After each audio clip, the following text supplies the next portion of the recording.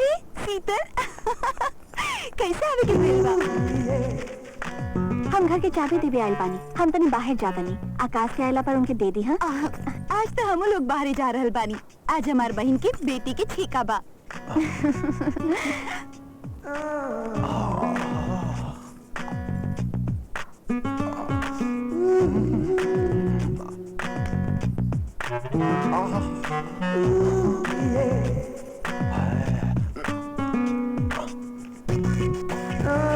Idea.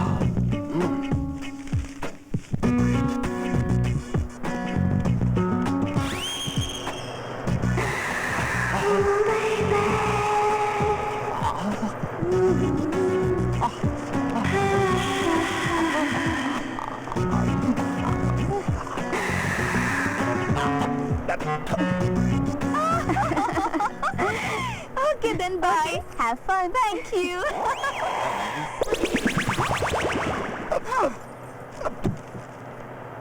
अब तकले रहुआ तैयार नहीं की होनी। एजा बैठल बैठल दोसर की जोरों की ताकत आनी। हम ओकरा कहा ताकत रानी हा। हम तो समाचार पत्र पढ़त रानी हा। अच्छा ताई पंखा तहरा हवा देवे खातिर रह के कोने दोसर की। ए पंखो तारे लेखा पुरान हो गइल बा। अपने ही से घूम जाला। तो पंखा के बात करा तानी। तू तो माधुरी दीक्षित बाड़ू। जल्दी से तैयार हो जाई। जाए के बा।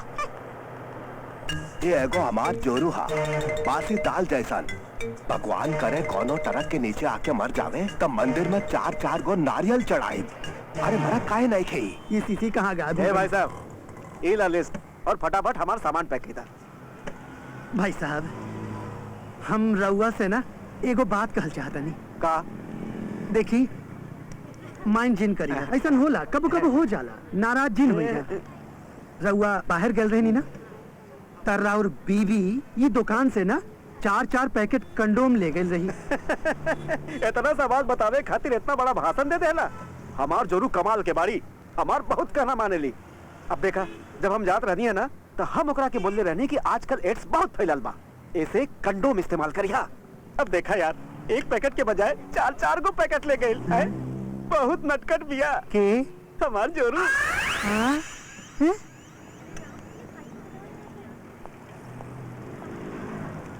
गुरु हाँ गुरु माल आ रहा बा माल।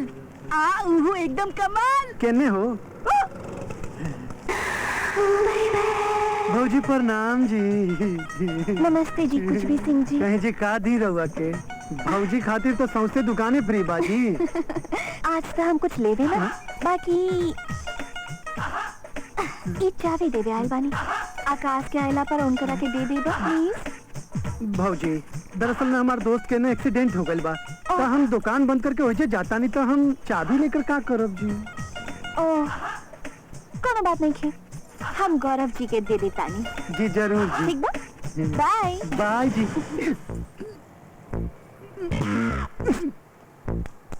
ओ भौजी हाँ राउर 5 रुपया के सिक्का गिर गइल बा उठा लीजिए। ये हमार ना है और ये कोनो की होई। ऐसन करी के अपना ही रख ली। ई बार दर्शन ना भाई। गुरु ये 5 रुपये वाला टेरिक बहुत पुरान हो गए। कौनो नया टेरिक सोचा? कौनो मजा नहीं ख्यावत। वो चुप कर हाथी के पुत्र। एगो तो भौजी हमरा के धोखा दे दिलन और ई तू हमार दिमाग चाटो तोरा। चला जा सिक्का उठा के लावा जा। भौजाई तो इंटेलिजेंट बाड़ी। अरे का कहत रहे यार का बात बा। ओ, ओ, अरे भाऊजी। हाय गौरव। भाऊजी फोन करे का बा? ना ना हम तनी बाहर जाता नहीं। चाबी देवे आयल रहनी।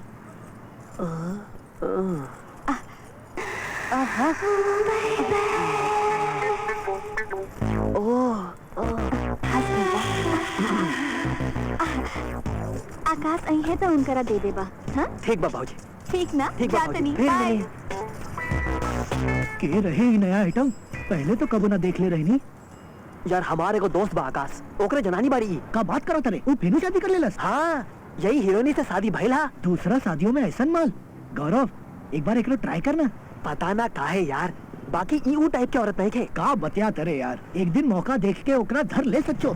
अगर कुछ न बोलस ता समझो काम हो गई। और ये चिल्ला दी ता तू हो चिहाड़ के बोल दी है भौजी डरा गई भौजी डर गई। हम तो मजाक करत रहनी हम तो रहुआ की डरावत रहनी। आइडिया बढ़िया बा।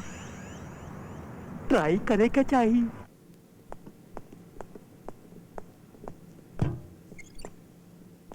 का बात बा आकाश, 9 बज गई, घर ना चल बा का? ना यार तुझा हम बाद में आ जाए। सब ठीक बानू? कुमार, आज के दिन ही अपनी पहली पत्नी से पहला बेर मिलनी है। बस कुछ देर और वही याद संग बितावे चाहता नहीं। तुझा हम आ जाए। नो प्रॉब्लम डियर, तुहार ज्यादा परेशान भइला ठीक नहीं के। Take care.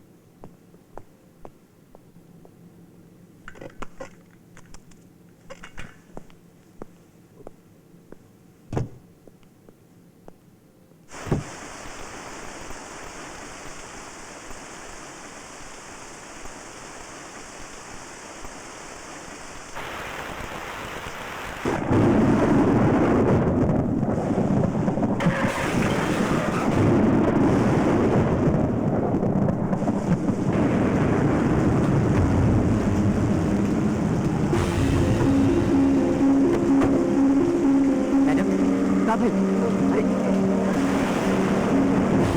आई। आराम से।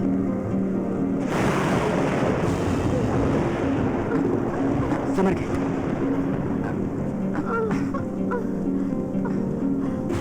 शराब पी नहीं। मैडम ठीक बानी? मैडम राव ठीक बा? अरे यार ये तो कुछ बोलू ना रहल बानी। देखा तनी गाड़ी में कोनो अता पता मिल जावे।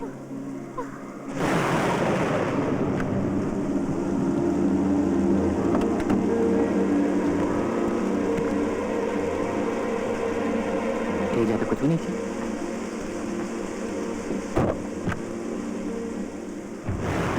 अरे ये कहाँ चली गई? कहाँ मुसीबत ले लेनी यार। अरे ये तो बेडरूम में जाके सुत गई नहीं।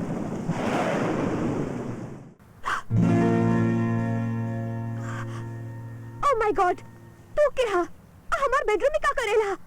चोर चोर है तू। अंकल अंकल जल्दी आई। एक्सक्यूज मी, ये तो आज ना हमार बेडरूम बा। का?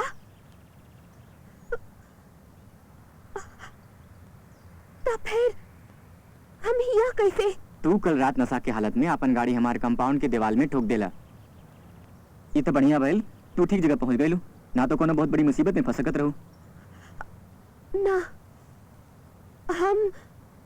हम बहुत लज्जित बानी, प्लीज। इट्स ओके, हमारा नाम आकाश बा। और हमार नाम दीपल। कल रात हम एगो पार्टी में गइल रहनी। ओहिजा केहू कोक में शराब मिला देलस। हम कबो ना पीले रहनी ना, ता बड़ा अजब लगे लागल। आई एम सॉरी, हमरा चलते रहुआ के बहुत तकलीफ उठावे पड़ गई। ना ना कोनो तकलीफ ना। राउर चाय पियब का? ना थैंक्स, अंकल घरे बहुत परेशान हुए हैं। अब हम जाते नहीं। ओके। अरे हमार कपड़ा के बदल देलस? हम ही। का कहा? तू मतलब तू हमरा पूरा? आई एम सॉरी दीपल। देखा दीपल, हम तोहार कपड़ा जरूर बदलनी, बाकी वो घड़ी हम अपन आँख बंद कर ले रहनी। हम जानत नहीं कि एक लड़की की इज्जत का होला। देखा तू भीजल रहलू, बीमार पड़े के डर रहे और नशा के हालत में भी रहलू, ये ले हमरा मजबूरी में तोहार कपड़ा बदले के पड़ गई। बाकी तोहार छुअत घड़ी हमारे दिल में कोनो खराब विचार न रहे। Just believe me. तू हमरा घर पहुंचा देवा प्लीज।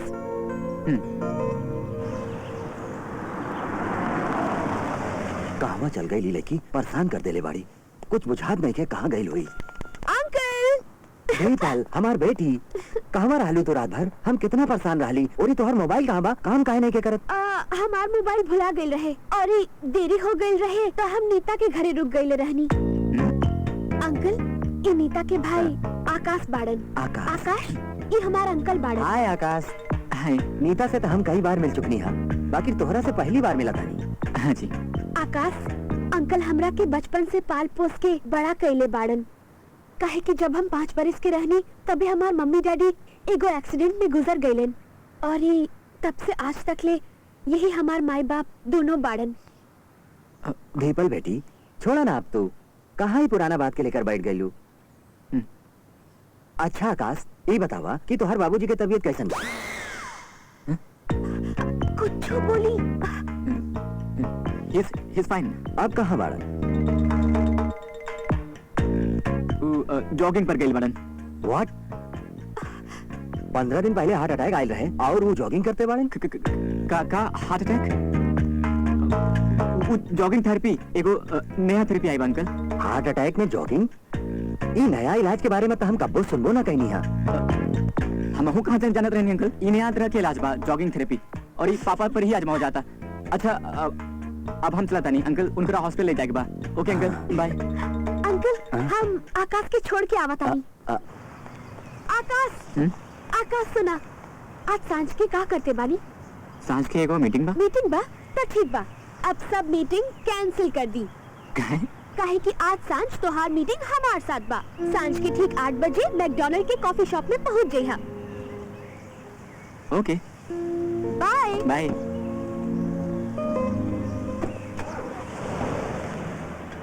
आवा साला जल्दी सन आवा, नाटक ऐसन करब हम की देखिया 2 लाख रुपया तो लइये ले। अरे पीके, अरे हमार दोस्त तू कहाँ चल गए रही? हम कबला तोहार इंतजार करत रहीला। लेकिन तू रोत काहे बानी? बहुत तकलीफ बा बाने। ऊ जो हमार साली का 8 बरिस के बेटा हा, वो बहुत बीमार हा। ओकर इलाज खातिर 2 लाख रुपया चाहिए। यदि कल तक ले ऑपरेशन ना भइल पीके रोल बंद करे, रोल बंद करे पीके। हम बहुत चाहत आने ओकरा, बहुत प्यार करत आने। भगवान ओकरा बचा ले। ओकर बदला हमार जिंदगी चाहे तो ले ले, तोहार जिंदगी ले ले, पड़ोसी का जिंदगी ले ले, बाकी ओकरा बचा ले। देखा ठीक बा पीके, तू रोल बंद करा। हम अबे 2 लाख रुपए के इंतजाम कहाँ से करत बानी? तो हाँ तकलीफ हमार तकलीफ बा, ठीक बा? थैंक यू दोस्त, अब रोल बंद करे। गिन ले, पूरा 2 लाख रुपया बा। इमरजेंसी में पैसा दे रहल बाने, खाली 10% ब्याज ले। ठीक बा, थैंक यू। थैंक यू अपन पाप क्या बोले है? पहले ही कागज पर साइन कर। और ये बेर हम तो हर घर गिरवी रखा ताने, यदि टाइम पे पैसा ना लौटाई है तो तुम्हारे घर के अंदर घुस के कब्जा कर ले। बैन निकाला, साइन करा, तने जल्दी करा, जल्दी। गंजू पटेल तेरी खोपड़ी में तेल।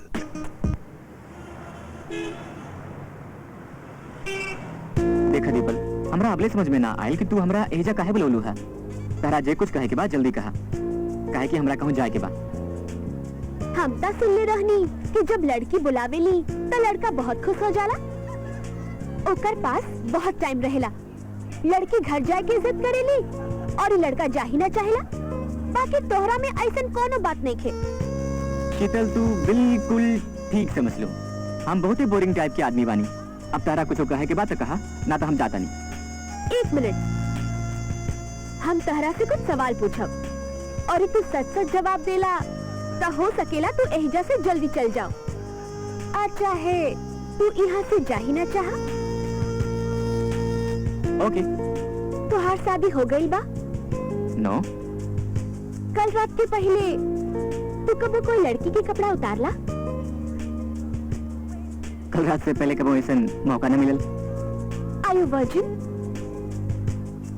I guess so. का जिंदगी भर वर्जिन रहे के इरादा बा? हम ऐसा तो ना कहनी। ऐसे हमरा बारे में तहरा का ख्याल बा? बहुत ही बुरा ख्याल बा। जाने चाहता रू तहरा बारे में का बुरा ख्याल बा? तहरा बाह में भर के प्यार करे के ख्याल बा। सच? फैंटास्टिक! तोहार और हमार ख्याल कितना मिलेला? तो चल जाओ। चला। अरे बासु तू का बात बा? तू बड़ा परेशान दिखात बड़ा, बताओ ना बात का बा? अरे तहरा ता मालूम है बाकी हम बेरोजगार बानी, तो हर भाऊजी नौकरी कह के घर चलावेली। हाँ तो कुछ ना यार, ओकर ताना सुन सुन के थक गए बानी हम। हाँ, आज गुस्सा में आके हम कुछ कह देनी, राशन पानी लेके चढ़ गई हमरा पे। बहुत झगड़ा भइल, बहुत ही झगड़ा भइल। घर से निकल जाए के कह देलस यार हमरा के। घरोता ओकर बाप दहेज में देले रहे। का कहा तारे यार बासु? भौजी ऐसा व्यवहार करी सोचबो ना कहनी है। हाँ यार, सांझ तक ले गुस्सा ठंडा हो जाए ता घर चल जाए। अब तू अगर इजाजत देता सांझ ही जे कोनो कोना में पड़ल रहब। का बात करता रे यार, तो अपन घर बा, जब तक ले चाह रहा कीला घर के चाबी। हाँ? हम चलता नहीं। खाना के कुछ इंतजाम हाँ, होई? सब कुछ फ्रिज में रखल बा। ठीक बा? अभी यार वो कहा कि बहुत टेंशन में बानी यार। सब कुछ फ्रिज में पड़ल बा, तू एंजॉय कर, हम सामने मिलाता नहीं। थैंक्स यार। शट अप मैन, चल। यस जल्दी जल्दी जल्दी जल्दी। एहिजा काहे लेके आइला ह आज? अरे हमार जान, हमार जनानी के छुट्टी बा आज, बाकी हम ही काम से एक दिन भी छुट्टी ना ले सकेला। लॉज के पैसा ना रहे हमारे पास, ऐसे दोस्त के घर पर मौज करब, ठंडा ठंडा बियर पीबू। पूछे काहे बड़ा निकाला ना। अरे नशा करके मजा करे में और ही मजा होला। चल हमार जान।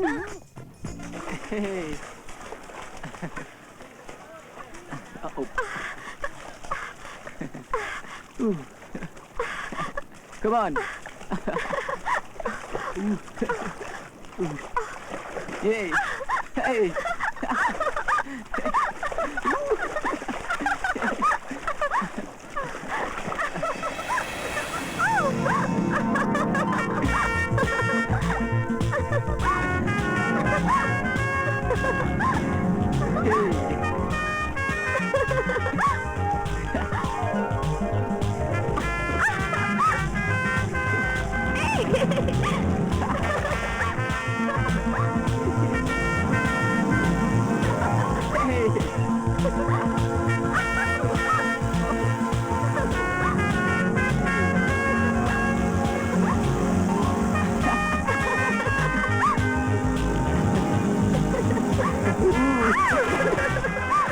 प्लीज सिंह साहब ऐसा मत करी, हमरा एक हफ्ता के टाइम दे दी, हम सभे किस्ती भर दे। Mister Gaurav I am sorry, 6 महीना से एको किस्ती रहुआ ना भरनी हा, अब हम कुछ ना कर सकीला। चला गाड़ी उठावा।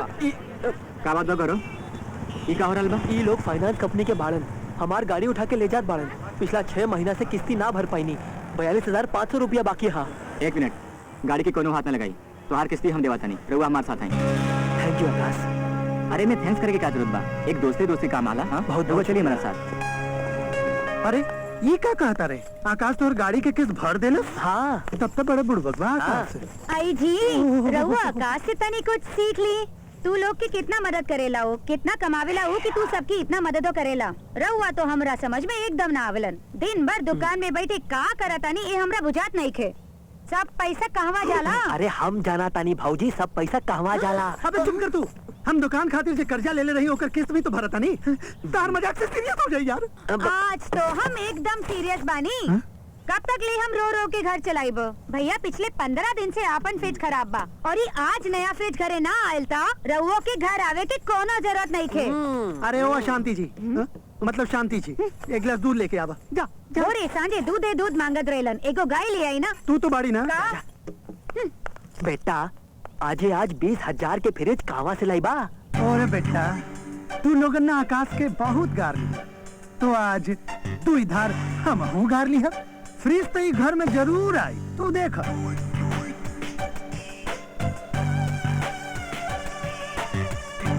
अरे कुछ भी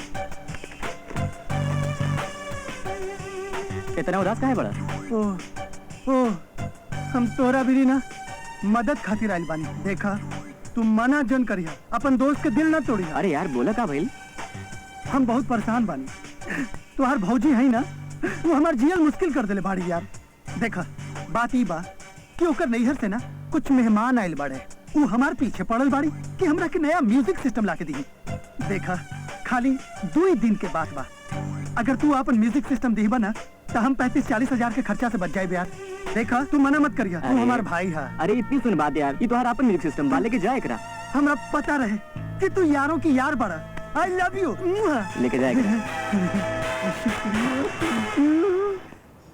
ये आकाश तो बड़का बुड़बक बा। बोली साहब एकरा का करे के बा? भैया ये ना एकदम नया ब्रांड बा, हम कल ही खरीद ले रही, तो हम ये चाहतानी कि रउआ एकरा बदले को नया फ्रिज दे दी और रउआ के जे लागत ला थोड़ा बहुत कैश भी दे दी। ठीक बा, एकरा बदला हम 5,000 रुपया नकदी एगो नया फ्रिज राउर घरे भेज देता। जी बहुत बढ़िया जी, बहुत बढ़िया जी, बहुत बढ़िया। मान गई नी यार, पैसा भी भीतर और ये फ्रिज भी। यार तू ता ओकर म्यूजिक सिस्टम बेच देला। अब वो अपन म्यूजिक सिस्टम वापस मांगी ता का? हाँ? वो मांगत रही और हम सुनत रह, और का हो सकेला भाई? मान गई नी यार, तू तो बड़का वो का उस्ताद। तनी जल्दी करी।